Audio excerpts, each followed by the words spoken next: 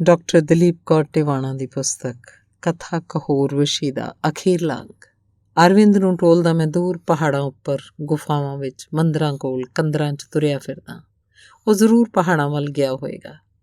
ਪਹਾੜ ਉਹਨੂੰ ਬਹੁਤ ਚੰਗੇ ਲੱਗਦੇ ਹੁੰਦੇ ਸਨ, ਠੰਡੇ, ਸ਼ਾਂਤ, ਸਵੱਛ, ਦੁਨੀਆ ਦੇ ਗੰਧਲੇਪਣ ਤੋਂ ਦੂਰ, ਸਾਧ ਬਿਰਤੀਆਂ ਵਾਲੇ। ਪਹਾੜਾਂ ਦੀਆਂ ਬਰਫਾਂ, ਜੰਗਲ, ਜੰਗਲੀ ਜੀਵ, ਦਰਿਆ, ਝਰਨੇ, ਕੂਲਾਂ, ਦੂਰ ਦੂਰ ਪਿੰਡਾਂ 'ਚ ਵਸਦੇ ਗਰੀਬ ਜਿਹੇ ਪਹਾੜੀ ਅਰਵਿੰਦ ਨੂੰ ਆਪਣੇ ਸਕੇ ਸੰਬੰਧੀ ਲੱਗਦੇ ਹੁੰਦੇ ਸੀ। ਉੱਥੇ ਪਹਾੜਾਂ ਉੱਪਰ, ਜੰਗਲਾਂ 'ਚ, ਕੰਦਰਾਂ 'ਚ, ਗੁਫਾਵਾਂ ਵਿੱਚ ਤੇ ਨਿੱਕੇ ਨਿੱਕੇ ਮੰਦਰਾਂ 'ਚ ਅਜੇ ਵੀ ਤੁਹਾਨੂੰ ਸਾਧੂ, ਸੰਤ ਤੇ ਰਿਸ਼ੀ ਮਿਲ ਜਾਂਦੇ ਨੇ। ਮੰਗ ਖਾਣੇ, ਵਿਹਲੜ ਦੇ ਨਸ਼ੇ ਕਰਨ ਵਾਲੇ ਭੇਖੀ ਸਾਧੂ ਉੱਥੋਂ ਤੱਕ ਨਹੀਂ ਜਾਂਦੇ। ਹੋਰਾਂ ਪਿੰਡਾਂ, ਨਗਰਾਂ ਤੇ ਸ਼ਹਿਰਾਂ ਤੱਕ ਹੇਠਾਂ ਹੇਠਾਂ ਰਹਿ ਜਾਂਦੇ ਨੇ, ਕਿਉਂਕਿ ਦੇਹ ਤੋਂ ਪਾਰ ਦੀ ਕੋਈ ਗੱਲ ਉਹਨਾਂ ਨੂੰ ਸਮਝ ਨਹੀਂ ਆਉਂਦੀ। ਸੱਚੀ ਮੁੱਚੀ ਦੇ ਸਾਧੂ ਜਿਨ੍ਹਾਂ ਨੇ ਆਪਣੇ ਮਨ ਸਾਧੇ ਹੋਏ ਹੁੰਦੇ ਨੇ, ਗਰਮੀਆਂ 'ਚ ਧੂਣੀਆਂ ਤਪਾਉਂਦੇ, ਸਰਦੀਆਂ 'ਚ ਜਲ ਧਾਰਾ ਕਰਦੇ, ਕੰਦ ਮੂਲ ਖਾ ਕੇ ਗੁਜ਼ਾਰਾ ਕਰਦੇ, ਜ਼ਿੰਦਗੀ ਦੇ ਤੱਥਾਂ ਤੋਂ ਪਾਰ ਕਿਸੇ ਸੱਚ ਦੀ ਭਾਲ 'ਚ ਅਹਿਮ ਤੋਂ ਬ੍ਰਹਮ ਵੱਲ ਦੀ ਯਾਤਰਾ ਕਰਦੇ ਤੇ ਤੁਰਦੇ, ਕਦੇ ਪੌਣਾਹਾਰੀ ਤੇ ਕਦੇ ਜਲ ਆਹਾਰੀ ਰਹਿ ਕੇ ਵੀ ਰੱਬ ਦੇ ਰੰਗ ਦੇ ਬਲਿਹਾਰ ਸੰਸਾਰ ਦੇ ਕਲਿਆਣ ਲਈ ਸਵਾਸ ਸਵਾਸ ਨਾਮ ਜਪਦੇ, ਪਤਾ ਨਹੀਂ ਤੇ ਕਿੱਧਰ ਨੂੰ ਚਲੇ ਜਾਂਦੇ ਨੇ। ਕਦੇ ਮੈਨੂੰ ਉਹ ਇਨਸਾਨ ਲੱਗਦੇ ਹੈ, ਕਦੇ ਰੂਹਾਂ। ਮੈਂ ਉਹਨਾਂ ਨੂੰ ਦੂਰੋਂ ਹੀ ਨਮਸਕਾਰ ਕਰਦਾ। ਪਲ ਦੇ ਪਲ ਲਈ ਸਵੈ ਦੀ ਤੁੱਛਤਾ ਤੋਂ ਪਾਰ ਝਾਕਣ ਦੇ ਸਮਰੱਥ ਹੋ ਕੇ ਮੈਂ ਸ੍ਰਿਸ਼ਟੀ ਨੂੰ ਇੱਕ ਲੀਲਾ ਦੇ ਰੂਪ 'ਚ ਵੇਖਦਾ। ਪਰ ਦੂਜੇ ਹੀ ਪਲ ਮੇਰੀ ਭਟਕਣ ਮੈਨੂੰ ਆ ਘੇਰਦੀ ਹੈ। ਮੈਂ ਅਰਵਿੰਦ ਬਾਰੇ ਜਾਣਨਾ ਚਾਹੁੰਦਾ। ਉਹ ਕੌਣ ਸੀ? ਉਹ ਕਿੱਥੋਂ ਆਇਆ ਸੀ? ਕਿੱਥੇ ਚਲਾ ਗਿਆ? ਜਾਣੀ ਜਾਣ ਮਹਾਤਮਾ ਦੱਸ ਰਿਹਾ ਸੀ ਤੇ ਆਖ ਰਿਹਾ ਸੀ ਕਿ ਜਿਵੇਂ ਮਿੱਟੀ ਦੀਆਂ ਸਭ ਵਸਤਾਂ ਹੁੰਦੀਆਂ, ਅਸਲ 'ਚ ਮਿੱਟੀ ਹੀ ਹਨ। ਬਰਤਨ ਦੇ ਟੁੱਟ ਜਾਣ ਨਾਲ ਭਾਵੇਂ ਉਹ ਸੁਰਾਹੀ ਹੈ ਜਾਂ ਦੀਵਾ ਹੈ, ਮਿੱਟੀ 'ਚ ਮਿਲ ਜਾਂਦੀ ਹੈ। ਉਹ ਮਿੱਟੀ ਮੁੱਕ ਨਹੀਂ ਜਾਂਦੀ, ਨਾ ਹੀ ਕਿਧਰੇ ਚਲੀ ਜਾਂਦੀ ਹੈ। ਇਸੇ ਤਰ੍ਹਾਂ ਸੰਸਾਰ 'ਚ ਨਾ ਕੋਈ ਜੰਮਦਾ ਹੈ, ਨਾ ਕੋਈ ਮਰਦਾ ਹੈ। ਸਿਰਫ ਮਾਦਾ ਆਪਣਾ ਰੂਪ ਬਦਲਦਾ ਹੈ, ਫਿਰ ਜੰਮਦਾ ਹੈ। ਜੰਮਣ ਮਰਨਾ ਉਹਦੇ ਉੱਤੇ, ਉਹਦੇ ਹਿੱਸੇ ਹੀ ਰਹਿ ਗਿਆ। ਮੈਂ ਸੋਚਣ ਲੱਗ ਜਾਂਦਾ ਕਿ ਮੈਂ ਵੀ ਕਦੇ ਨਾ ਕਦੇ ਪੈਦਾ ਹੋਇਆ ਸੀ ਤੇ ਨਾ ਹੀ ਕਦੇ ਮਰਿਆ। ਮੇਰੀ ਕਮਲੀ ਕੁਲਦੀਪ ਭੈਣ ਹੀ ਨਹੀਂ ਸਮਝਦੀ ਤੇ ਕਿੰਨਾ ਰੋਂਦੀ ਰਹਿੰਦੀ ਹੈ। ਜੇ ਇੱਥੇ ਨਾ ਕੋਈ ਜੰਮਦਾ ਹੈ, ਨਾ ਕੋਈ ਮਰਦਾ ਹੈ, ਫਿਰ ਮੈਂ ਕੌਣ ਹਾਂ? ਇਹ ਸੰਸਾਰ ਕੀ ਹੈ? ਮੇਰਾ ਇਸ ਨਾਲ ਰਿਸ਼ਤਾ ਕੀ ਹੈ? ਇਸ ਦ੍ਰਿਸ਼ਮਾਨ ਜਗਤ ਦਾ ਮੂਲ ਕਾਰਨ ਕੀ ਹੈ? ਮਰਨ ਜੰਮਣ ਦਾ ਆਖਰ ਰਹੱਸ ਕੀ ਹੈ? ਆਖਰ ਜੀਵਨ ਦਾ ਕੀ ਅਰਥ ਹੈ? ਕੀ ਉਦੇਸ਼ ਹੈ? ਬ੍ਰਹਮ ਤੇ ਬ੍ਰਹਿਮੰਡ ਦੀ ਰਚਨਾ ਕੌਣ ਕਰਦਾ ਹੈ? ਭੂਤ ਤੇ ਭਵਿੱਖ ਅਸਲ 'ਚ ਕੀ ਹਨ? ਅਨੰਤ ਤੇ ਅਸਗਾਹ ਦਾ ਰਹੱਸ ਕੀ ਹੈ? ਤਰ੍ਹਾਂ ਤਰ੍ਹਾਂ ਦੇ ਸਵਾਲ ਮੈਨੂੰ ਆ ਕੇ ਘੇਰ ਰਹੇ ਹਨ। ਮੈਂ ਤਾਂ ਕਦੇ ਇਹਨਾਂ ਗੱਲਾਂ ਬਾਰੇ ਇਉਂ ਸੋਚਿਆ ਹੀ ਨਹੀਂ ਸੀ। ਅਸੀਂ ਕਿੱਡੇ ਸੀਮਤ ਹੋ ਕੇ ਜਿਉਂਦੇ ਹਾਂ ਸੰਸਾਰੀ ਲੋਕ, ਇਸੇ ਲਈ ਦੁਖੀ ਆ। ਅਰਵਿੰਦ ਇੱਕ ਦਿਨ ਮੈਨੂੰ ਦੱਸ ਰਿਹਾ ਸੀ ਕਿ ਨੀਟਸ਼ੇ ਆਖਦਾ ਹੈ ਕਿ ਰੱਬ ਮਰ ਗਿਆ ਹੈ, ਇਸ ਲਈ ਉਹ ਕਿਧਰੇ ਨਹੀਂ ਦਿਸਦਾ। ਪਰ ਰਿਸ਼ੀ ਆਖਦੇ ਹੈ ਕਿ ਜੇ ਬੀਜ ਵਿੱਚ ਬ੍ਰਿਕਸ਼ ਤੁਸੀਂ ਨਹੀਂ ਦੇਖ ਸਕਦੇ, ਇਹਦਾ ਮਤਲਬ ਇਹ ਨਹੀਂ ਕਿ ਬੀਜ ਵਿੱਚੋਂ ਬ੍ਰਿਕਸ਼ ਹੈ ਹੀ ਨਹੀਂ। ਰੱਬ ਇੱਕ ਸੰਭਾਵਨਾ ਦਾ ਨਾਮ ਹੈ। ਸੰਭਾਵਨਾ ਤੇ ਆਤਮਾ ਤਦ ਰੂਪ ਹੈ। ਬੀਜ ਅੰਦਰ ਜੇ ਬ੍ਰਿਕਸ਼ ਦੀ ਸੰਭਾਵਨਾ ਹੁੰਦੀ, ਉਸੇ 'ਚ ਬੂਟਾ ਫੁੱਟਦਾ, ਬੀਜ ਤਾਂ ਧਰਤੀ 'ਚ ਗਲ ਜਾਂਦਾ ਹੈ। ਕੀ ਅਰਵਿੰਦ ਆਪਣੀਆਂ ਸੰਭਾਵਨਾਵਾਂ ਕਿਧਰੇ ਗੁਆ ਬੈਠਾ ਸੀ, ਜੋ ਆਪਣੇ ਆਪ ਕੋਲੋਂ ਹੀ ਦੂਰ ਚਲਾ ਗਿਆ? ਮੈਂ ਵੀ ਤੇ ਆਪਣੀ ਗੋਲੀ ਮਾਰ ਲਈ ਸੀ। ਨਹੀਂ, ਇਹ ਰੱਬ ਦੀ ਮਰਜ਼ੀ ਨਹੀਂ ਸੀ। ਅਸੀਂ ਰੱਬ ਨੂੰ ਮਾਰ ਕੇ ਰੱਬ ਦਾ ਨੁਕਸਾਨ ਨਹੀਂ, ਆਪਣੇ ਆਪ ਦਾ ਨੁਕਸਾਨ ਕੀਤਾ ਹੈ। ਅਸੀਂ ਆਪਣੀ ਪਨਾਹ ਗੁਆ ਲਈ ਹੈ। ਹੁਣ ਮੈਨੂੰ ਸਮਝ ਆਉਂਦੀ ਹੈ ਕਿ ਜੇ ਮੈਂ ਤੇ ਅਲਕਾ ਵੀ ਸਭ ਕੁਝ ਆਪ ਕਰਨ ਦੀ ਥਾਂ ਬੇਜੀ ਵਾਂਗ ਰੱਬ ਉੱਪਰ ਛੱਡ ਦਿੰਦੇ ਤਾਂ ਸਾਡੇ ਘਰ ਦਾ ਇਹ ਹਾਲ ਨਹੀਂ ਸੀ ਹੋਣਾ। ਬੇਜੀ ਆਖਦੇ ਹੁੰਦੇ ਸੀ, ਸਭ ਨੂੰ ਆਪਣਾ ਆਪਣਾ ਧਰਮ ਯਾਦ ਰੱਖਣਾ ਚਾਹੀਦਾ ਹੈ। ਮਤਲਬ ਸੀ ਔਰਤ ਦਾ ਕੀ ਧਰਮ ਹੈ, ਮਾਂ ਦਾ ਕੀ ਧਰਮ ਹੈ, ਆਦਮੀ ਦਾ ਕੀ ਧਰਮ ਹੈ, ਪੁੱਤਰ ਦਾ ਕੀ ਧਰਮ ਹੈ, ਰਾਜੇ ਦਾ ਕੀ ਧਰਮ ਹੈ ਆਦਿ। ਉਹ ਆਖਦੇ ਸਨ ਫੇਰ ਹੀ ਰੱਬ ਰਾਜੀ ਰਹਿੰਦਾ। ਉਹ ਬੰਦਿਆਂ ਨਾਲ ਰੁੱਸਦਾ ਨਹੀਂ, ਪਰ ਅਸੀਂ ਸਾਰੇ ਲੋਕ ਆਪਣੀ ਮਰਜ਼ੀ ਜੋ ਕਰਨ ਲੱਗ ਪੈਂਦੇ ਹਾਂ, ਇਸੇ ਲਈ ਸਾਡੇ ਸਭਨਾਂ ਦੇ ਨਾਲ ਰੱਬ ਰੁੱਸ ਗਿਆ। ਮੈਂ ਸਾਰੀ ਉਮਰ ਇਸ ਪਾਸੇ ਧਿਆਨ ਹੀ ਨਹੀਂ ਸੀ ਦਿੱਤਾ। ਅਸੀਂ ਕਿਵੇਂ ਸੁੱਤੇ ਸੁੱਤੇ ਹੀ ਉਮਰਾਂ ਲੰਘਾ ਦਿੰਦੇ ਹਾਂ। ਬੇਜੀ ਤਾਂ ਇਸ ਪਾਸੇ ਬੜੇ ਅਗਾਂਹ ਲੰਘੇ ਹੋਏ ਸੀ, ਫਿਰ ਮੈਂ ਪਿੱਛੇ ਕਿਵੇਂ ਰਹਿ ਗਿਆ? ਬੇਜੀ ਦੀ ਸਹੇਲੀ ਮਾਸੀ ਆਖਦੀ ਹੁੰਦੀ ਸੀ, ਦਵਿੰਦਰ ਨੂੰ ਭੈਣ ਜੀ ਰੱਬ ਤੋਂ ਜ਼ਬਰਦਸਤੀ ਲੈ ਆਈ ਹੈ, ਆਪਣੇ ਭਜਨ ਪਾਠ ਦੇ ਪ੍ਰਤਾਪ ਨਾਲ। ਮੈਨੂੰ ਬੇਜੀ ਮੰਗ ਤਾਂ ਲਿਆਏ, ਪਰ ਇਹ ਨਹੀਂ ਦੇਖ ਸਕੇ ਮੈਂ ਕਿੱਥੋਂ ਆਇਆ, ਮੇਰੀ ਕਰਮ ਗਤੀ ਕਿਹੋ ਜਿਹੀ ਹੈ। ਆਪਣੇ ਪੱਲੇ ਨਾਲ ਛਾਂ ਕਰਕੇ ਇਹ ਮੈਨੂੰ ਸਭ ਬਲਾਵਾਂ ਤੋਂ ਬਚਾਉਂਦੇ ਰਹੇ। ਪਰ ਜਦੋਂ ਚਲੇ ਗਏ ਮੈਂ ਟੁੱਟ ਕੇ ਬਿਖਰ ਗਿਆ। ਮੈਂ ਕੀ ਸੋਚਣ ਲੱਗ ਪਿਆ, ਲੰਘੇ ਵਕਤ ਨੂੰ ਤਾਂ ਪੁੱਠਾ ਨਹੀਂ ਮੋੜਿਆ ਜਾ ਸਕਦਾ। ਚਲੋ ਗੁਫਾ ਵਾਲੇ ਸਾਧੂ ਕੋਲ ਚੱਲਦੇ ਹਾਂ। ਇਸ ਵੇਲੇ ਉਹ ਕੋਈ ਗ੍ਰੰਥ ਪੜ੍ਹ ਰਿਹਾ ਹੋ। ਹਾਂ, ਬਾਬਾ ਉੱਚੀ ਉੱਚੀ ਦੱਸ ਰਿਹਾ ਹੈ। ਗ੍ਰੰਥ ਵਿੱਚੋਂ ਪੜ੍ਹ ਕੇ ਆਖ ਰਿਹਾ, ਅਗਿਆਨਤਾ ਤੋਂ ਪਾਰ ਲੰਘਣ ਦਾ ਰਾਹ ਗਿਆਨ ਹੈ। ਗਿਆਨ ਨੂੰ ਪ੍ਰਾਪਤ ਕਰਨ ਲਈ ਇੰਦਰੀਆਂ ਤੇ ਮਨ ਦਾ ਸੰਜਮ ਆਵਸ਼ਕ ਹੈ।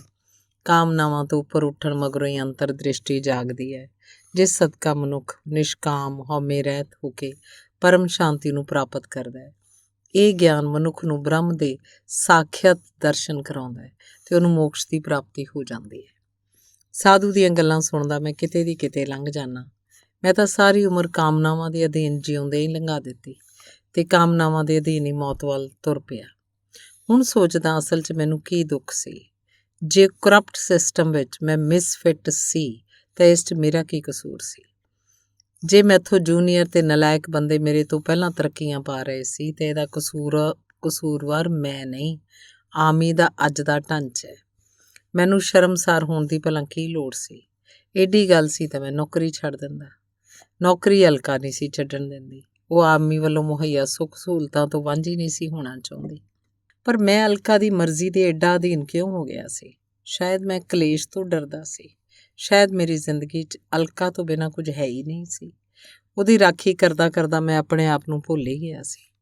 ਉਹਨੇ ਇਹ ਦੱਸ ਕੇ ਕਿ ਉਹ ਬਹੁਤ ਕੀਮਤੀ ਹੈ, ਮੇਰਾ ਸਾਰਾ ਧਿਆਨ ਆਪਣੇ ਵੱਲ ਕਰ ਲਿਆ ਸੀ। ਸਾਰਿਆਂ ਪਾਸਿਆਂ ਤੋਂ ਤੋੜ ਕੇ ਉਹਨੇ ਮੈਨੂੰ ਬਹੁਤ ਇਕੱਲਾ ਕਰਤਾ ਸੀ। ਇਕੱਲਾ ਹੋਣ ਕਰਕੇ ਹੋਰ ਵੀ ਜ਼ਰੂਰੀ ਹੋ ਗਈ ਸੀ। ਮੈਂ ਉਹਦੀ ਮਰਜ਼ੀ ਅੱਗੇ ਇੰਨਾ ਝੁਕਦਾ ਗਿਆ ਕਿ ਹੁਣ ਉਹ ਮੇਰੀਆਂ ਸੋਚਾਂ ਵੀ ਕੰਟਰੋਲ ਕਰਨ ਲੱਗ ਪਈ ਸੀ। ਉਸੇ ਨੇ ਚਾਹਿਆ ਹੋਏਗਾ ਕਿ ਮੈਂ ਮਰ ਜਾਵਾਂ ਤੇ ਮੇਰੇ ਸਭ ਕਾਸੇ ਦੀ ਉਹ ਮਾਲਕ ਬਣ ਜਾਏ। ਤਦ ਹੀ ਮੈਂ ਆਪਣੇ ਗੋਲੀ ਮਾਰ ਲਈ ਤੇ ਸਭ ਕਾਸੇ ਦੀ ਉਹਨੂੰ ਮਾਲਕ ਬਣਾ ਦਿੱਤਾ। ਨਹੀਂ ਤਾਂ ਮਰਨ ਨੂੰ ਕਿਹਦਾ ਦਿਲ ਕਰਦਾ ਹੈ। ਤਦ ਹੀ ਤਾਂ ਆਖਦੇ ਨੇ ਆਤਮ ਹੱਤਿਆ ਵੀ ਇੱਕ ਕਿਸਮ ਦੀ ਹੱਤਿਆ ਹੀ ਹੁੰਦੀ ਹੈ, ਜਿਹੜੀ ਤੁਸੀਂ ਬੰਦੇ ਤੋਂ ਆਪ ਤੋਂ ਹੀ ਕਰਵਾ ਦਿੰਦੇ ਹੋ। ਇਹ ਠੀਕ ਹੈ। ਮੈਂ ਫੇਰ ਕਿੱਧਰ ਉਲਝ ਗਿਆ। ਸਾਧੂ ਦੀਆਂ ਹੀ ਗੱਲਾਂ ਸੁਣਦੇ ਆ। ਬੜੀਆਂ ਕੰਮ ਦੀਆਂ ਗੱਲਾਂ ਕਰ ਰਿਹਾ ਸੀ। ਸੁਣੋ, ਸਾਧੂ ਗ੍ਰੰਥ ਦਾ ਪੱਤਰਾ ਪਲਟ ਕੇ ਆਖ ਰਿਹਾ, ਅਵਿਦਿਆ ਹੀ ਮਨੁੱਖੀ ਦੁੱਖਾਂ ਦਾ ਅਸਲੀ ਕਾਰਨ ਹੈ। ਮਨੁੱਖ ਦੇ ਸਾਰੇ ਕਸ਼ਟ ਮਰਨ ਜੰਮਣ ਤੇ ਕਸ਼ਟ ਸਮੇਤ ਇਸ ਮਾਇਆ ਜਾਂ ਵਿਦਿਆ ਕਰਕੇ ਹਨ, ਜਿਹੜੀ ਮਾਇਆ ਪੁਰਸ਼ ਨੂੰ ਪ੍ਰਕਿਰਤੀ ਨਾਲ ਜੋੜਦੀ ਹੈ। ਇਹੀ ਅਹਮ ਨੂੰ ਦੇਹ ਨਾਲ ਤੇ ਮਨ ਨੂੰ ਮਾਦੇ ਨਾਲ ਜੋੜਦੀ ਹੈ। ਆਵਾਗਮਨ ਦੇ ਚੱਕਰ ਤੋਂ ਮੁਕਤੀ ਇਸੇ 'ਚ ਹੈ ਕਿ ਪੁਰਸ਼ ਪ੍ਰਕਿਰਤੀ ਦੇ ਬੰਧਨਾਂ ਤੋਂ ਮੁਕਤ ਹੋ ਜਾਏ। ਮੈਨੂੰ ਸਾਧੂ ਦੀਆਂ ਗੱਲਾਂ ਸਮਝ ਤਾਂ ਆਉਂਦੀਆਂ ਨੇ, ਪਰ ਇਹ ਸਭ ਕਿਵੇਂ ਕੀਤਾ ਜਾਏ ਕੋਈ ਰਾਹ ਨਹੀਂ ਦਿਸਦਾ। ਉਸੇ ਤਰ੍ਹਾਂ ਲੱਗਦਾ ਜਿਵੇਂ ਕੋਈ ਭਵ ਸਾਗਰ ਦੇ ਪਰਲੇ ਕੰਢੇ ਖੜਾ ਹਾਕਾ ਮਾਰ ਰਿਹਾ ਹੋਵੇ ਕਿ ਲੰਘ ਆਓ ਪਾਰ, ਪਰ ਕਿਵੇਂ ਲੰਘ ਆਈਏ। ਮੈਂ ਰਾਹ 'ਚ ਹੀ ਡੁੱਬ ਗਿਆ। ਮੈਂ ਅਲਕਾ ਨੂੰ ਦੋਸ਼ ਦੇਈ ਜਾਂਦਾ, ਪਰ ਮੈਂ ਐਡਾ ਕਮਜ਼ੋਰ ਕਿਉਂ ਸੀ? ਮੈਂ ਉਹਦੇ ਆਰ ਪਾਰ ਕਿਉਂ ਨਹੀਂ ਸੀ ਦੇਖ ਸਕਦਾ? ਮੈਂ ਉਹਦੇ ਸੁਭਾਅ ਦੀਆਂ ਮਜਬੂਰੀਆਂ ਕਿਉਂ ਨਹੀਂ ਸਮਝ ਸਕਿਆ? ਬਹੁਤ ਸੌਖਾ ਹੁੰਦਾ ਹੈ ਦੂਜਿਆਂ ਨੂੰ ਦੋਸ਼ ਦੇਣੇ। ਉਹ ਜਿੰਨੀ ਮਰਜ਼ੀ ਹੋਣ ਦਾ ਢੋਂਗ ਕਰਦੀ ਰਹੇ, ਆਪਣਾ ਘਰ ਉਜੜਿਆ ਬਰਦਾਸ਼ਤ ਕਰਨਾ ਬੜਾ ਔਖਾ ਹੁੰਦਾ ਹੈ। ਕਦੇ ਤਾਂ ਉਹਨੂੰ ਖਿਆਲ ਆਉਂਦਾ ਹੀ ਹੋਏਗਾ ਕਿ ਇੱਕ ਮੇਰਾ ਘਰ ਹੁੰਦਾ ਸੀ, ਇੱਕ ਮੇਰਾ ਹਸਬੈਂਡ ਹੁੰਦਾ ਸੀ, 2 ਮੇਰੇ ਬੇਟੇ ਹੁੰਦੇ ਸੀ।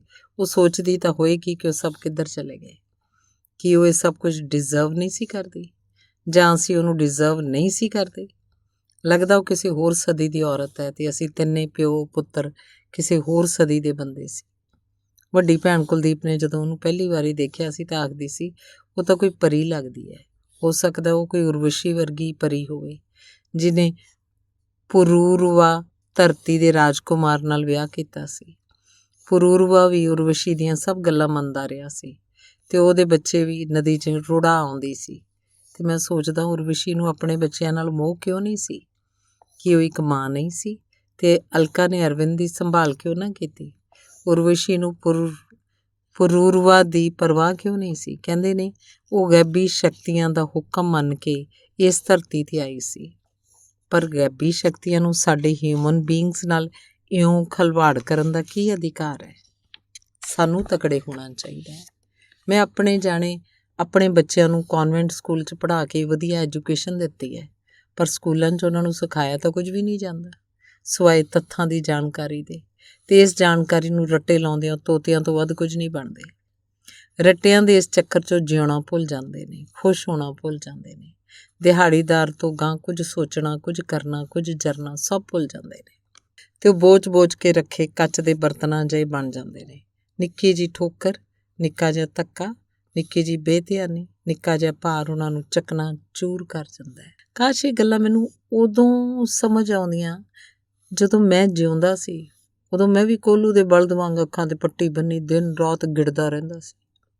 ਹੁਣ ਮੈਂ ਜੋ ਭੁੱਖ ਤ੍ਰੇਹ ਤੋਂ ਪਾਰ ਲੰਘ ਆਇਆ, ਹੁਣ ਜਦੋਂ ਮੈਂ ਆਪਣੇ ਆਪ ਨੂੰ ਕਨਫਰੰਟ ਕਰ ਰਿਹਾ, ਹੁਣ ਜਦੋਂ ਮੈਨੂੰ ਕੰਟੈਂਪਲੇਟ ਕਰਨ ਦੀ ਜਾਚ ਆਈ ਹੈ ਅਤੇ ਮੈਨੂੰ ਸਾਰੀਆਂ ਹੀ ਗੱਲਾਂ ਹੋਰ ਤਰ੍ਹਾਂ ਦੀਆਂ ਦਿਸ ਰਹੀਆਂ ਨੇ, ਹੋਰ ਤਰ੍ਹਾਂ ਹੀ ਸਮਝ ਆ ਰਹੀਆਂ ਨੇ।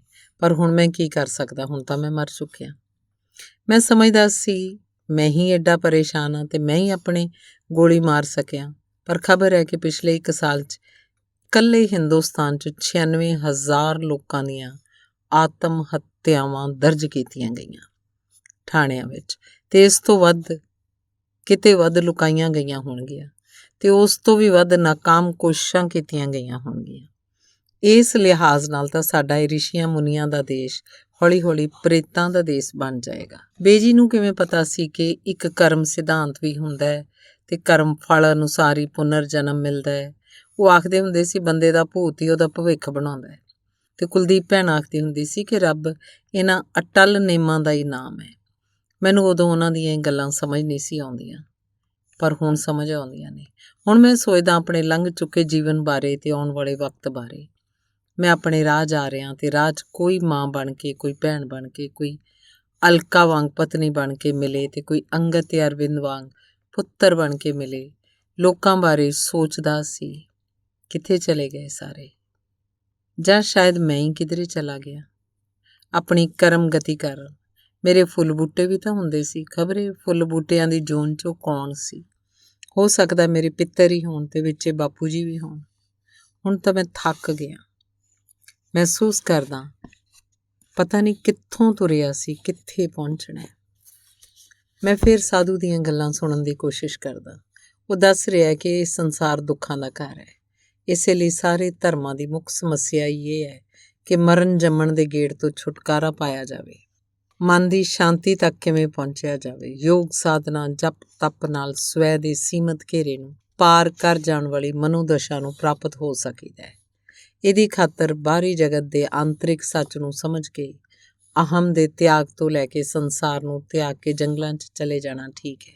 ਪਰ ਬਾਵਾ ਇੱਕ ਕਿਧਰੇ ਤੁਹਾਡੀ ਮਾਂ ਹੋਏਗੀ ਅਲਕਾ ਵਰਗੀ, ਉਹ ਤਾਂ ਇਹ ਸਭ ਗੱਲਾਂ ਨਹੀਂ ਸਮਝਦੀ। ਉਹ ਜੋ ਮੋਹ ਵਸ ਤੁਹਾਨੂੰ ਉਡੀਕਦੀ ਹੋਏਗੀ, ਲੱਭਦੀ ਹੋਏਗੀ, ਉਹ ਕੀ ਕਰੇ? ਇਸੇ ਤਰ੍ਹਾਂ ਮੇਰੇ ਵਰਗਾ ਤੁਹਾਡਾ ਕੋਈ ਬਾਪ ਹੋਏਗਾ, ਸਧਾਰਨ ਸੰਸਾਰੀ। ਉਹ ਪੁੱਤਰ ਨੂੰ ਕੁਲ ਦਾ ਦੀਵਾ ਸਮਝ ਆਪਣੀ ਜ਼ਿੰਦਗੀ ਦਾ ਕੇਂਦਰ ਬਿੰਦੂ ਬਣਾ ਉਹ ਆਪਣੇ ਆਪ ਨੂੰ ਕਿਵੇਂ ਧੀਰਜ ਦਿੰਦਾ ਹੋਏਗਾ। ਮੈਂ ਸੋਚ ਰਿਹਾ ਸੀ, ਪਰ ਮੈਂ ਸਭ ਕੁਝ ਪੁੱਛ ਨਹੀਂ ਸੀ ਸਕਦਾ, ਕਿਉਂਕਿ ਬਾਵਾ ਮਾਤ ਲੋਕ ਦਾ ਵਾਸੀ ਸੀ ਅਤੇ ਮੈਂ ਮ੍ਰਿਤੂ ਲੋਕ ਦਾ ਵਾਸੀ ਸੀ। ਸਾਡੇ ਵਿਚਕਾਰ ਦਿਸਦੇ ਤੇ ਅਣਦਿਸਦੇ ਦਾ ਓਹਲਾ ਸੀ। ਕਈ ਵਾਰ ਮੈਨੂੰ ਦੂਰ ਪਹਾੜਾਂ 'ਚ ਜਾਂ ਦਰਖਤਾਂ ਦੇ ਝੁੰਡਾਂ 'ਚ ਜਾਂ ਦਰਿਆ ਦੇ ਕਿਨਾਰੇ ਅਰਵਿੰਦ ਦਾ ਝੋਲਾ ਪੈਂਦਾ ਸੀ। ਲੱਗਦਾ ਸੀ ਉਹ ਇੱਥੇ ਕਿਧਰੇ ਹੈ। ਮੈਨੂੰ ਉਹਦੀ ਹੋਂਦ ਮਹਿਸੂਸ ਹੁੰਦੀ ਸੀ। ਕਦੇ ਤਾਂ ਜਿਵੇਂ ਉਹਦੇ ਸਾਹ ਮੈਨੂੰ ਛੋਹ ਕੇ ਲੰਘਦੇ, ਪਰ ਉਹ ਦਿਸਦਾ ਕਿਧਰੇ ਨਹੀਂ ਸੀ। ਕੋਲ ਪਹੁੰਚਦਾ ਤਾਂ ਪਤਾ ਨਹੀਂ ਕਿੱਥੇ ਛਾਈਮਾ ਹੀ ਹੋ ਜਾਂਦਾ, ਜਿਵੇਂ ਮੇਰੇ ਕੋਲੋਂ ਡਰਦਾ ਹੋਵੇ, ਘਬਰਾਉਂਦਾ ਹੋਵੇ ਕਿ ਡੈਡੀ ਨਾਰਾਜ਼ ਹੋਣਗੇ ਕਿ ਮੈਂ ਘਰ ਛੱਡ ਕੇ ਕਿਉਂ ਆ ਗਿਆ, ਮੰਮਾ ਦਾ ਖਿਆਲ ਕਿਉਂ ਨਹੀਂ ਰੱਖਿਆ। ਮੈਂ ਬੜਾ ਥੱਕ ਗਿਆ। ਵਿਚਾਰੀ ਅਲਕਾ ਮੇਰੇ ਤੇ ਅਰਵਿੰਦ ਬਿਨਾਂ ਕਿਵੇਂ ਜਿਉਂਦੀ ਹੋਏਗੀ, ਕਿਵੇਂ ਵਕਤ ਲੰਘਾਉਂਦੀ ਹੋਏਗੀ। ਕਿੰਨੇ ਹੀ ਦਿਨ ਹੋ ਗਏ ਨੇ ਮੈਨੂੰ ਇੱਧਰ ਪਹਾੜਾਂ ਉੱਪਰ ਘੁੰਮਦੇ ਨੂੰ, ਉਹਦਾ ਪਤਾ ਹੀ ਨਹੀਂ ਕੀਤਾ। ਬਹੁਤ ਤ੍ਰੇਹ ਲੱਗੀ ਹੈ। ਅਲਕਾ ਮੈਨੂੰ ਜੱਗ ਭਰ ਕੇ ਪਾਣੀ ਦਾ ਤਾਂ ਦੇ ਦੇ ਅਲਕਾ, ਮੈਂ ਆਖਦਾ, ਪਰ ਉਹਨੂੰ ਸ਼ਾਇਦ ਸੁਣਾਈ ਨਹੀਂ ਦਿੱਤਾ। ਉਹ ਮੇਰੇ ਵੱਲ ਵੇਖਦੀ ਵੀ ਨਹੀਂ। ਮੈਨੂੰ ਭੁੱਲ ਹੀ ਗਿਆ ਸੀ ਕਿ ਹੁਣ ਮੈਂ ਸੂਖਮ ਸਰੀਰ ਦਾ ਧਾਰਨੀ, ਸਿਰਫ ਮਹੀਨ ਚਿੱਟੇ ਧੂੰਏਂ ਦਾ ਬਣਿਆ ਹੋਇਆ, ਕਿਸੇ ਨੂੰ ਵੀ ਦਿਸਦਾ ਨਹੀਂ। ਭੈਣ ਜੀ ਮੈਨੂੰ ਪਾਣੀ ਦਿਓ, ਮੈਂ ਚੀਖ ਕੇ ਆਖਦਾ। ਭੈਣ ਨੂੰ ਕੁਝ ਮਹਿਸੂਸ ਤਾਂ ਹੋਇਆ। ਉਹਨੇ ਡੂੰਘਾ ਹੌਕਾ ਵੀ ਭਰਿਆ, ਪਰ ਨਾ ਕੁਝ ਉਹਨੂੰ ਵਿਖਾਈ ਦਿੱਤਾ ਅਤੇ ਨਾ ਹੀ ਕੁਝ ਸੁਣਾਈ ਦਿੱਤਾ। ਮੈਂ ਭੈਣ ਦੀ ਬਾਂਹ ਫੜ ਕੇ ਹਲੂਣਦਾ ਅਤੇ ਆਖਦਾ, ਭੈਣ ਜੀ ਪਾਣੀ ਦਿਓ, ਮੈਨੂੰ ਬਹੁਤ ਪਿਆਸ ਲੱਗੀ ਹੈ। ਪਰ ਉਹਨੂੰ ਫਿਰ ਵੀ ਸੁਣਾਈ ਨਹੀਂ ਦਿੰਦਾ।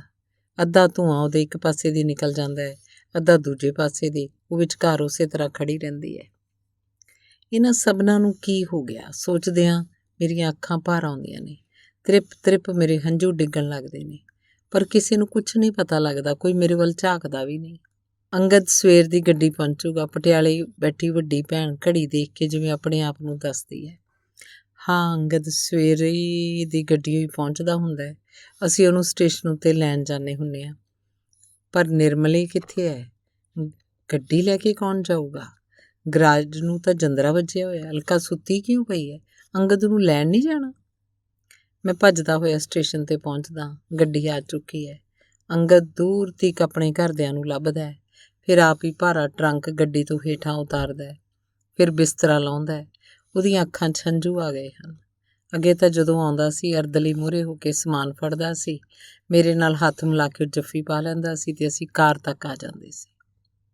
ਉਹਨੇ ਆਪੇ ਵਾਰੀ-ਵਾਰੀ ਸਮਾਨ ਬਾਹਰ ਲਿਆਂਦਾ। ਕੁਲੀ ਤਾਂ 30 ਰੁਪਏ ਮੰਗਦਾ ਸੀ, ਹੁਣ ਉਹ ਜਾਣ ਲਈ ਸਕੂਟਰ ਰਿਕਸ਼ੇ ਵਾਲੇ ਨੂੰ ਪੁੱਛ ਰਿਹਾ ਸੀ। ਮੈਂ ਬਹੁਤ ਪਰੇਸ਼ਾਨ ਹੋ ਕੇ ਉਸ ਵੱਲ ਸਿਰਫ ਵੇਖ ਸਕਦਾ। ਮੈਨੂੰ ਬਹੁਤ ਬੁਰਾ ਲੱਗ ਰਿਹਾ ਸੀ ਕਿ ਅੱਜ ਕੋਈ ਉਹਨੂੰ ਲੈਣ ਹੀ ਨਹੀਂ ਸੀ ਆਇਆ। ਉਹਨੇ ਕੱਪੜੇ ਵੀ ਕਿੰਨੇ ਘਸੇ ਜਿਹੇ ਤੇ ਮੈਲੇ ਜਿਹੇ ਪਾਏ ਹੋਏ ਸੀ। ਇਹ ਤੇ ਬੜਾ ਟਿਪ ਟੌਪ ਰਹਿੰਦਾ ਹੁੰਦਾ ਸੀ। ਕੀ ਹੋ ਗਿਆ ਇਹਨੂੰ? ਨਹੀਂ ਬੇਟੇ, ਮੇਰੇ ਹੁੰਦਿਆਂ। ਪਰ ਨਹੀਂ, ਮੈਂ ਤਾਂ ਹੁਣ ਕਿਧਰੇ ਹਾਂ ਹੀ ਨਹੀਂ। ਸਾਡੇ ਪਰਿਵਾਰ ਨਾਲ ਇਹ ਕੀ ਵਾਪਰ ਗਿਆ? ਅਲਕਾ, ਤੂੰ ਕੋਈ ਪਾਠ ਕਿਉਂ ਨਾ ਕੀਤੇ? ਕੋਈ ਪੁੰਨਦਾਨ ਕਿਉਂ ਨਾ ਕੀਤਾ? ਤੂੰ ਆਪਣਾ ਘਰ ਬਚਾਇਆ ਕਿਉਂ ਨਾ? ਤੂੰ ਸਾਨੂੰ ਭੁੱਲੀ ਕਿਉਂ ਗਈ? ਤੈਨੂੰ ਪਰੇਸ਼ਾਨੀ ਕੀ ਸੀ? ਦਿਨ ਚੜ੍ਹ ਰਿਹਾ ਹੈ। ਅੰਗਦ ਆ ਕੇ ਸੌਂ ਗਿਆ ਹੈ। ਗੱਡੀ 'ਚੋਂ ਸੌਂ ਨਹੀਂ ਸਕਿਆ ਹੋਣਾ। ਬਾਹਰ ਦਰਵਾਜ਼ਾ ਕੌਣ ਖੜਕਾ ਰਿਹਾ? ਅਲਕਾ, ਬਾਹਰ ਕੋਈ ਹੈ? ਅਲਕਾ ਔਖੀ ਜਿਹੀ ਹੋ ਕੇ ਉੱਠਦੀ ਹੈ ਤੇ ਦਰਵਾਜ਼ੇ ਦੀ ਝੀਤ ਵਿੱਚੋਂ ਦੇਖਦੀ ਹੈ। ਦੂਜੀ ਭੈਣ ਬਾਹਰ ਖੜੀ ਸੀ। ਉਹ ਆਪਣੇ ਪੁੱਤਰ ਦੇ ਵਿਆਹ ਦਾ ਕਾਰਡ ਦੇਣ ਆਈ ਸੀ। ਅਲਕਾ ਉੱਥੋਂ ਹੀ ਪਰਤ ਪਈ। ਦਰਵਾਜ਼ਾ ਨਹੀਂ ਖੋਲ੍ਹਿਆ। ਅਲਕਾ, ਇਹ ਕੀ? ਮੈਂ ਚੀਕ ਕੇ ਆਖਿਆ, ਪਰ ਅਲਕਾ ਨੂੰ ਕਿਹੜਾ ਮੇਰੀ ਆਵਾਜ਼ ਸੁਣਨੀ ਸੀ। ਭੈਣ ਨੂੰ ਪਤਾ ਲੱਗ ਗਿਆ ਕਿ ਜਾਣਬੁੱਝ ਕੇ ਦਰਵਾਜ਼ਾ ਨਹੀਂ ਖੋਲ੍ਹਿਆ ਜਾ ਰਿਹਾ। ਉਹ ਰੋ ਕੇ ਵਾਪਸ ਪਰਤ ਗਈ। ਮੈਨੂੰ ਬੇਹੱਦ ਮਾੜੀ ਲੱਗੀ ਅਲਕਾ ਦੀ ਇਹ ਗੱਲ। ਕੈਸੀ ਔਰਤ ਹੈ ਅਲਕਾ, ਮੈਂ ਸੋਚਦਾ ਰਿਹਾ। ਅੰਗਦ ਨੂੰ ਜੇ ਪਤਾ ਲੱਗ ਜਾਂਦਾ ਉਹਨੇ ਜ਼ਰੂਰ ਦਰਵਾਜ਼ਾ ਖੋਲ੍ਹ ਦੇਣਾ ਸੀ। ਦੁਪਹਿਰ ਤੋਂ ਮਗਰੋਂ ਮੈਂ ਉਸ ਦੂਜੀ ਭੈਣ ਦੇ ਘਰ ਗਿਆ। ਮੈਨੂੰ ਅਜੇ ਤੱਕ ਉਹ ਯਾਦ ਆ ਰਹੀ ਸੀ। ਕਾਸ਼ ਮੈਂ ਜਿਉਂਦਾ ਹੁੰਦਾ, ਫਿਰ ਭਲਾ ਕਿਵੇਂ ਅਲਕਾ ਮੇਰੀ ਕਿਸੇ ਸਿਸਟਰ ਦੀ ਇਨਸਲਟ ਕਰ ਸਕਦੀ? ਹੁਣ ਉਹਨੂੰ ਡਰ ਨਹੀਂ ਨਾ ਕਿਸੇ ਦਾ। ਹੁਣ ਉਹ ਆਪਣੀ ਮਰਜ਼ੀ ਕਰ ਸਕਦੀ ਹੈ। ਭੈਣ ਆਪਣੇ ਘਰ ਵਿਆਹ ਦੀਆਂ ਤਿਆਰੀਆਂ 'ਚ ਲੱਗੀ ਹੋਈ ਸੀ। ਉਹ ਕਿਸੇ ਨੂੰ ਆਪਣੀ ਨੂੰਹ ਲਈ ਬਣਾਏ ਗਹਿਣੇ ਕੱਪੜੇ ਵਿਖਾ ਰਹੀ ਸੀ। ਮੈਂ ਤਾਂ ਉਹਨੂੰ ਚਿੱਤੇ ਵੀ ਨਹੀਂ ਸੀ। ਸੰਸਾਰ ਇਸੇ ਤਰ੍ਹਾਂ ਤਾਂ ਤੁਰਦਾ ਰਹਿੰਦਾ। ਕੌਣ ਕਿਸੇ ਨੂੰ ਉਡੀਕਦਾ? ਚਲੋ ਠੀਕ ਹੈ, ਆਖ ਮੈਂ ਉਹਦੇ ਘਰੋਂ ਆ ਗਿਆ। ਵੱਡੀ ਭੈਣ ਕੁਲਦੀਪ ਦੇ ਘਰ ਪਹੁੰਚਿਆ। ਵੱਡੀ ਭੈਣ ਦਾ ਘਰ ਵਾਲਾ ਪਤਾ ਨਹੀਂ ਕਿਸ ਗੱਲੋਂ ਉਸ ਨਾਲ ਨਾਰਾਜ਼ ਹੋ ਰਿਹਾ ਸੀ। ਮੈਂ ਤਾਂ ਬਸ ਇੰਨਾ ਹੀ ਸੁਣਿਆ, ਤੁਹਾਨੂੰ ਆਪਣੇ ਘਰ ਦਾ ਕੋਈ ਖਿਆਲ ਨਹੀਂ। ਸ਼ਾਇਦ ਇੰਨੇ ਦਿਨ ਅਲਕਾ ਕੋਲ ਹੀ ਰਹਿ ਪੈਣ ਕਰਕੇ ਉਹ ਔਖਾ ਹੋ ਰਿਹਾ ਸੀ। ਭੈਣ ਜੀ ਦੀ ਹਮੇਸ਼ਾ ਤੋਂ ਹੀ ਸਾਡੇ 'ਚ ਇੰਨੀ ਇਨਵੋਲਵਮੈਂਟ ਰਹੀ ਹੈ ਕਿ ਬਾਕੀ ਸਭ ਕੁਝ ਉਹਨਾਂ ਨੂੰ ਅਨਇੰਪੋਰਟੈਂਟ ਲੱਗਣ ਲੱਗ ਜਾਂਦਾ ਹੈ। ਮੇਰਾ ਜਦੋਂ ਕਰਨਲ ਕੁਮਾਰ ਨਾਲ ਝਗੜਾ ਹੋਇਆ ਸੀ ਤੇ ਜਦੋਂ ਵੀ ਕੋਈ ਫਿਕਰ ਦੀ ਗੱਲ ਹੋਣੀ, ਇਹਨਾਂ ਨੇ ਪਾਣੀ ਦੀ ਥਰਮਸ ਭਰ ਕੇ ਛੋਲੇ ਲੈ ਕੇ 3-3 ਦਿਨ ਦਾ ਸਫ਼ਰ ਕਰਕੇ ਉੱਥੇ ਪਹੁੰਚ ਜਾਣਾ। ਉਹ ਰਾਹ ਵਿੱਚੋਂ ਜੇ ਕੁਝ ਖਾਂਦੇ ਸਨ ਤਾਂ ਉਲਟੀਆਂ ਲੱਗ ਜਾਂਦੀਆਂ ਸਨ। ਇਹਨਾਂ ਹੀ ਦਿਨਾਂ 'ਚ ਇਹਨਾਂ ਨੂੰ ਥੋੜ੍ਹਾ ਬੁਖਾਰ ਚੜ੍ਹਨ ਲੱਗ ਪਿਆ ਸੀ। ਉਸ ਬਾਰੇ ਵੀ ਪ੍ਰੋਫੈਸਰ ਸਾਹਿਬ ਨੂੰ ਨਹੀਂ ਸੀ ਦੱਸਿਆ ਕਿ ਕਿਧਰੇ ਜਾਣ ਦੇਣ ਤੋਂ ਨਾ ਕਰ ਦੇਣ। ਇਸ ਮੇਰੀ ਭੈਣ ਨੇ ਪਤਾ ਨਹੀਂ ਪਿਛਲੇ ਜਨਮਾਂ ਦੇ ਮੇਰੇ ਕੀ ਕਰਜ਼ੇ ਦੇਣੇ ਨੇ। ਹੁਣ ਵੀ ਸਿਰਫ ਉਹੀ ਹੈ ਜੋ ਮੇਰੇ ਟੱਬਰ ਦੇ ਸੱਚੀ ਮੁੱਚੀ ਨਾਲ ਹੈ। ਮੈਂ ਚਾਹੁੰਦਾ ਅਗਲੇ ਜਨਮ 'ਚ ਵੀ ਇਹੀ ਫਿਰ ਮੇਰੀ ਵੱਡੀ ਭੈਣ ਹੋਵੇ। ਪਰ ਅਗਲੇ ਜਨਮ ਦਾ ਹੁਣ ਕੀ ਪਤਾ? ਖਬਰ ਇਹ ਕਿੰਨਾ ਕੁ ਚਿਰ ਮੈਂ ਇਉਂ ਭਟਕਣਾ ਹੈ। ਰੱਬ ਦੇ ਹੁਕਮ ਦੀ ਉਲੰਘਣਾ ਜੋ ਕੀਤੀ ਹੈ, ਉਹਨਾਂ ਚਿਰ ਨੂੰ ਬਾਕੀ ਸਾਰੇ ਕੀ ਪਤਾ ਕਿੱਧਰ ਨੂੰ ਚਲੇ ਜਾਣ। ਕਹਿੰਦੇ ਨੇ ਪਿੱਤਰ ਮੁੜ ਆਪਣੀ ਕੁਲ ਵਿੱਚ ਹੀ ਜਨਮ ਲੈਂਦੇ ਰਹਿੰਦੇ ਨੇ। ਕੀ ਅੰਗਦ ਮੇਰੇ ਪਿੱਤਰਾਂ ਦਾ ਬਦਲਿਆ ਹੋਇਆ ਹੀ ਰੂਪ ਹੈ? ਕੁਝ ਇਉਂ ਹੀ ਲੱਗਦਾ। ਨਹੀਂ, ਇੰਨੀ ਅਕਲ ਕਿਸੇ ਇੱਕ ਜਨਮ 'ਚ ਤਾਂ ਇਕੱਠੀ ਨਹੀਂ ਕੀਤੀ ਜਾਂਦੀ ਹੁੰਦੀ। ਮੈਂ ਕਦੋਂ ਤੇ ਕਿਵੇਂ ਆਪਣੀ ਕੁਲ 'ਚ ਪਰਤਾਂਗਾ? ਮੈਂ ਚਾਹੁੰਦਾ ਮੈਂ ਅੰਗਦ ਦੇ ਘਰ ਪੁੱਤਰ ਬਣ ਕੇ ਜਨਮਾਂ। ਮੈਂ ਬਹੁਤ ਸਾਰਾ ਸਮਾਂ ਉਹਦੇ ਕੋਲ ਰਹਿਣਾ ਚਾਹੁੰਦਾ। ਅਰਵਿੰਦ ਤਾਂ ਆਖਦਾ ਸੀ ਮੈਂ ਸ਼ਾਦੀ ਹੀ ਨਹੀਂ ਕਰਨੀ। ਕਮਲਾ, ਇਹ ਨਹੀਂ ਜਾਣਦਾ ਤੁਹਾਡੀ ਜ਼ਿੰਮੇਵਾਰੀ ਸਿਰਫ ਤੁਹਾਡੇ ਤੀਕ ਹੀ ਨਹੀਂ ਹੁੰਦੀ। ਤੁਸੀਂ ਤਾਂ ਲੰਮੇ ਸਿਲਸਿਲੇ 'ਚ ਇੱਕ ਕੜੀ ਹੁੰਦੇ ਹੋ। ਪਰ ਇਹ ਗੱਲ ਉਹ ਮੈਨੂੰ ਵੀ ਤਾਂ ਆਖ ਸਕਦਾ ਹੈ ਕਿ ਡੈਡੀ, ਤੁਸੀਂ ਆਪਣੇ ਪਿੱਤਰਾਂ ਦਾ ਕਿੰਨਾ ਕੁ ਖਿਆਲ ਰੱਖਿਆ। ਮੈਂ ਮੰਨਦਾ ਮੇਰੇ ਕੋਲ ਭੁੱਲ ਹੋਈ ਹੈ। ਆਪਣੇ ਆਪ ਨੂੰ ਮਾਰ ਲੈਣਾ, ਆਪਣੇ ਆਪ ਤੋਂ ਮੂੰਹ ਪੁਆਉਣਾ ਹੀ ਨਹੀਂ, ਆਪਣੀ ਕੁਲ ਨਾਲ ਵੀ ਦਗਾ ਕਮਾਉਣਾ ਹੈ, ਆਪਣੇ ਪਿੱਤਰਾਂ ਨੂੰ ਵੀ ਨਿਰਾਸ਼ ਕਰਨਾ ਹੈ। ਮੇਰੇ ਬਿਨਾਂ ਬਾਪੂ ਜੀ ਦਾ ਸ਼ਰਾਧ ਕਿਹਨੇ ਕਰਨਾ ਹੈ? ਉਹ ਸ਼ਰਾਧਾਂ ਦੇ ਦਿਨਾਂ 'ਚ ਜਦੋਂ ਆਪਣੇ ਘਰ ਪਰਤਣਗੇ ਤਾਂ ਭੁੱਖੇ ਭਾਣੇ ਹੀ ਤਾਂ ਮੁੜਨਗੇ। ਅੱਜ ਮੇਰਾ ਵੀ ਸ਼ਰਾਧ ਸੀ, ਪਰ ਅਲਕਾ ਨੂੰ ਤਾਂ ਜਿਵੇਂ ਖਿਆਲ ਹੀ ਨਹੀਂ ਰਿਹਾ। ਬੇਜੀ ਜਿਉਂਦੇ ਹੁੰਦੇ ਤਾਂ ਜ਼ਰੂਰ ਬਾਪੂ ਜੀ ਦਾ ਸ਼ਰਾਧ ਕਰਦੇ। ਅਲਕਾ ਇੰਨੀ ਦੇਰ ਤੱਕ ਅੱਜ ਸੁੱਤੀ ਕਿਉਂ ਪਈ ਹੈ? ਸ਼ਾਇਦ ਨੀਂਦ ਵਾਲੀਆਂ ਗੋਲੀਆਂ ਖਾ ਕੇ ਸੁੱਤੀ ਹੈ। ਗੋਲੀਆਂ ਦੀ ਘੂਕੀ 'ਚ ਹੀ ਸ਼ਾਇਦ ਕੋਈ ਸੁਪਨਾ ਵੇਖ ਰਹੀ ਹੈ। ਉਹ ਸੁੱਤੀ ਪਈ ਮੁਸਕਰਾ ਰਹੀ ਹੈ।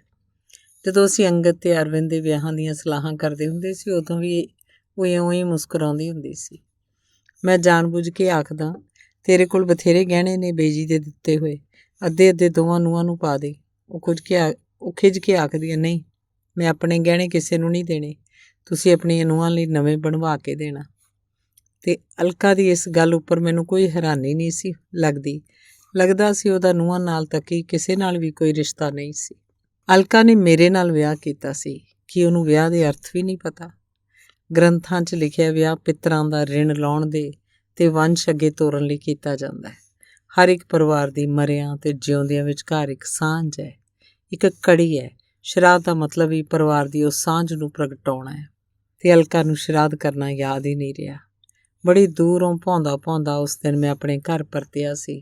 ਹੋਰ ਪਿੱਤਰ ਵੀ ਆਏ ਸਨ, ਪਰ ਸਭ ਭੁੱਖੇ ਭਾਣੇ ਮੁੜ ਗਏ। ਰਾਤ ਅੱਧੀ ਤੋਂ ਵੱਧ ਟੱਪ ਚੁੱਕੀ ਹੈ। ਚਾਰੇ ਪਾਸੇ ਸੁੰਨਸਾਨ ਹੈ।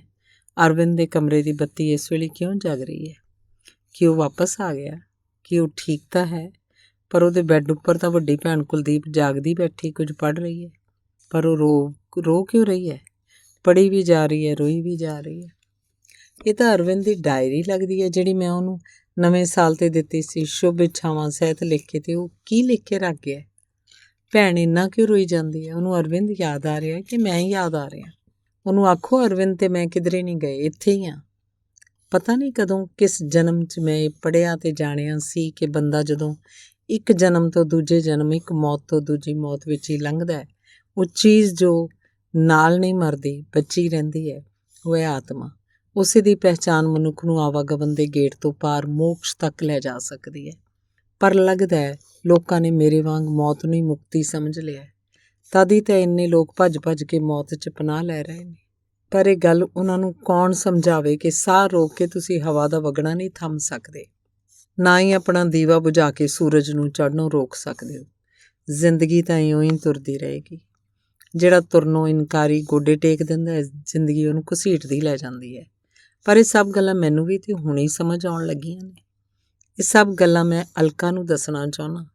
ਉਹਨੂੰ ਇਹ ਸਭ ਗੱਲਾਂ ਸ਼ਾਇਦ ਪਹਿਲਾਂ ਹੀ ਪਤਾ ਨੇ, ਤਦ ਹੀ ਤਾਂ ਉਹ ਮੋਹ ਮਾਇਆ ਦੇ ਸਾਰੇ ਬੰਧਨਾਂ ਤੋਂ ਪਾਰ ਲੰਘ ਗਈ ਹੈ, ਸਾਰੇ ਰਿਸ਼ਤਿਆਂ ਤੋਂ ਵੀ ਪਾਰ। ਪਰ ਉਹਦੀ ਭਗਤੀ 'ਚ ਸ਼ਾਇਦ ਕਿਧਰੇ ਭੰਗਣਾ ਪੈ ਗਈ ਹੋਈ ਹੈ ਕਿ ਉਹ ਆਪਣੇ ਆਪ ਤੋਂ ਪਾਰ ਨਹੀਂ ਲੰਘ ਸਕੀ। ਉਹ ਸਿਰਫ ਆਪਣੇ ਆਪ ਵੱਲ ਮੂੰਹ ਕਰਕੇ ਜਿਉ ਰਹੀ ਹੈ। ਤਦ ਹੀ ਕੋਈ ਦੂਸਰਾ ਉਹਨੂੰ ਦਿਸਦਾ ਨਹੀਂ। ਮੈਨੂੰ ਉਸ ਉੱਪਰ ਤਰਸ ਵੀ ਆਉਂਦਾ ਹੈ ਤੇ ਉਹਦਾ ਫਿਕਰ ਵੀ ਬੜਾ ਰਹਿੰਦਾ ਹੈ। ਫਿਰ ਵੀ ਉਹ ਮੇਰੇ ਪੁੱਤਰਾਂ ਦੀ ਮਾਂ ਹੈ। ਮੈਂ ਚਾਹੁੰਦਾ ਉਹ ਬਹੁਤ ਸਾਲ ਜੀਏ ਤੇ ਮੇਰੇ ਬੱਚਿਆਂ ਲਈ ਦੁਆਵਾਂ ਕਰੇ। ਮੈਂ ਭੌਂਦਾ ਭੌਂਦਾ ਥੱਕ ਗਿਆ।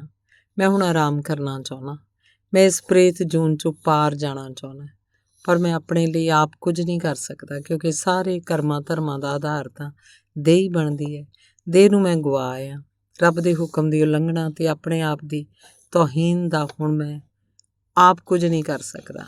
ਪਰ ਤੁਸੀਂ ਜਿਹੜੇ ਜਿਉਂਦੇ ਹੋ, ਸਾਰੇ ਰਲ ਕੇ ਮੇਰੇ ਲਈ ਅਰਦਾਸ ਕਰੋ। ਹਰਿਦੁਆਰ ਜਾਓ, ਗਿਆ ਜੀ ਜਾਓ, ਪੁੰਨ ਦਾਨ ਕਰੋ, ਪੂਜਾ ਪਾਠ ਕਰਾਓ, ਮੇਰਾ ਗੁਨਾਹ ਬਖਸ਼ਾ ਦਿਓ, ਮੈਨੂੰ ਇਸ ਭਟਕਣ ਤੋਂ ਪਾਰ ਲੰਘਾ ਦਿਓ, ਮੇਰੀ ਗੱਤ ਕਰਵਾ ਦਿਓ।